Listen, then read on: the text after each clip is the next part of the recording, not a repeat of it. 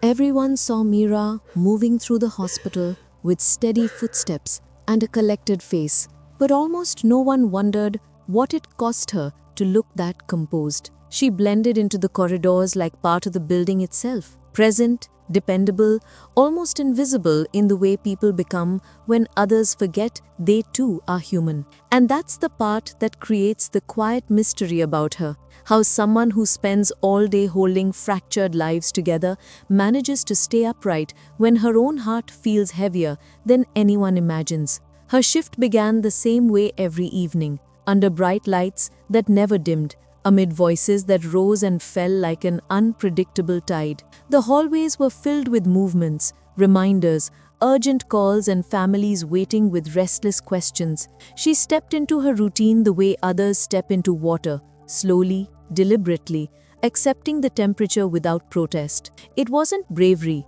and it wasn't denial. It was simply the life she had stepped into years ago, believing she could handle what came with it. People admired her composure. They admired the way her hands didn't tremble, even when situations spiraled into minutes where every second mattered. They admired how she listened carefully, how she spoke gently without sounding rehearsed, how she could reassure a frightened parent or calm a panicked patient with a tone that carried more reassurance than any promise. But admiration never protected her from exhaustion. It only made her hide it more carefully. Every day carried its own invisible weight. Mira didn't resent the long hours. She resented how the hours didn't pause long enough for anyone working inside those walls to breathe. She learned how to move from one emergency to another without giving herself time to process anything. Her thoughts stayed tucked behind whatever task demanded her attention next. That's how she survived, by postponing every emotion until they no longer had edges, only shadows. But shadows have a way of gathering quietly. Throughout the evening, she worked through a series of moments that tested her in ways the outside world rarely sees. A child's sudden struggle to breathe pulled her into a room where fear hung thick in the air.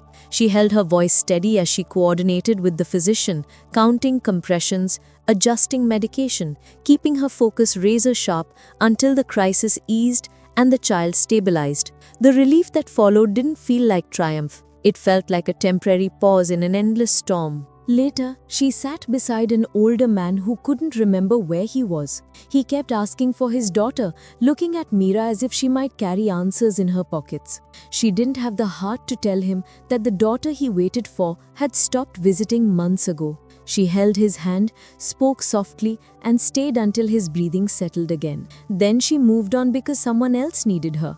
And then there was the patient she couldn't save, the one who slipped away after hours of effort, leaving behind a room full of equipment that still beeped, as if refusing to accept what had happened. Mira stood there for a moment longer than usual, watching the monitor flatten into silence. She didn't cry, she didn't even blink. She just absorbed it like she always did, quietly, inwardly, storing the moment somewhere she thought she'd revisit later, even though she never actually did. By the time her shift neared its end, her body felt like it had been running a marathon she didn't train for. She moved with discipline, but inside her chest, something finally started to crack open, something she had kept sealed for far too long. It wasn't a dramatic breaking. It wasn't loud. It felt more like the slow collapse of a wall that had been carrying too much weight. When she stepped into the supply room, she wasn't looking for a place to hide. She was looking for a place where she could breathe without being seen. The door closed behind her with a soft click, and for the first time all day, she let her shoulders drop. She sank onto a small stool, hands resting on her knees, and the first tear slipped out without permission. Then another, and another. It wasn't the kind of crying meant for release or comfort. It was the kind that carried months of unspoken heaviness. Every patient she couldn't save, every family she couldn't reassure, every frantic moment spent trying to keep someone alive, every night she told herself she was fine because someone else had it worse. The tears came from a part of her she rarely touched, the part that still wished she could carry every life without losing pieces of herself. After the wave passed, she wiped her face with the sleeve of her scrubs, and breathed in slowly, preparing to resume the version of herself the world depended on. But just before she stood up, something outside the door caught her eye. Through the narrow window, she noticed the child she had helped earlier. Awake now, breathing steadily, smiling faintly at a nurse passing by. It wasn't a dramatic moment. It wasn't cinematic.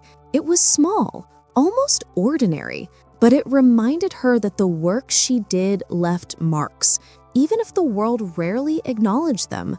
Lives she held, moments she guided, people who survived because she didn't give up. She stepped back into the hallway with swollen eyes but composed hands.